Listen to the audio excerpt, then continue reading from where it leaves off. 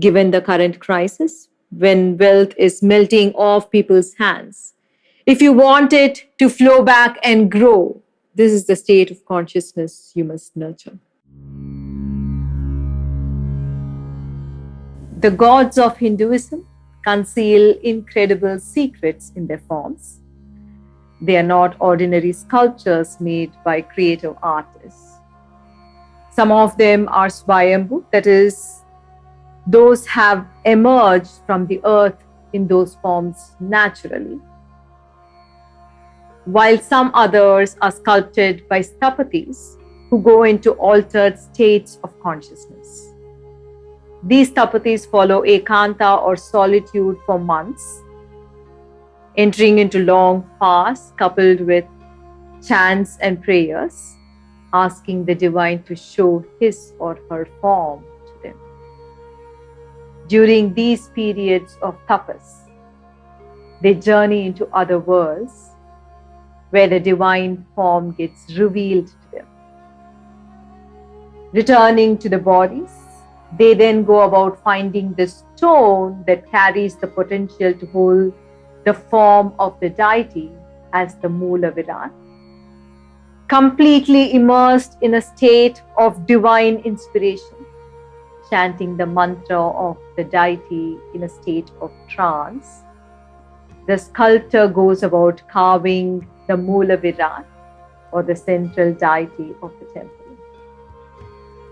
Today, let us talk of one of the most popular gods in India, Sri Tirupati Balaji or Sri Venkateshwara Swami. This temple is about 80 kilometers from Ekam Kshetra. When you think of Sri Balaji, what comes to your mind is the grandeur, the splendor, and the immense wealth that goes with him. There is a secret in his Vigraha or image that gives out why such enduring wealth has surrounded him unendingly for centuries. There is also a secret message for all those who want to create enduring wealth. Have you observed the Vakshasthala or the chest region of Sri Balaji? On his chest you find Sri Devi, the wealth goddess, and Bhudevi, the earth goddess. What this divine form indicates is that if you want the goddess of wealth to bless you, you must also revere the earth goddess. In fact, they are inseparable. Did you know another name for earth goddess is Vasudha? Dha means that which holds or contains. Vasu means wealth. Sri Devi and Bhudevi are not separate. They are interconnected aspects of one divine. The earth goddess is a personification of a state of consciousness. If you observe the nature of every one of the creation of the earth goddess, you will see one lyrical tune flowing through all of them. You will hear the theme song of inclusivity everywhere. Every beetle and bee, every tree, every shrub, every vine and a willow, every spider and a bat, all contribute actively and support the thriving of the rest. Every being is a part of the narrative of the flourishing of life. If we human beings too can awaken to an inclusive consciousness, if every wealth creator too will embody the spirit of inclusivity, we too will become part of this magnificent narrative of life. When awakened to an inclusive consciousness, you as a wealth creator will feel that the people who work with you, the society you live in, are all an integral part of your being. You will see that their well-being is inseparable from your well-being. Such a consciousness will lead you to inclusive actions that nurture the whole.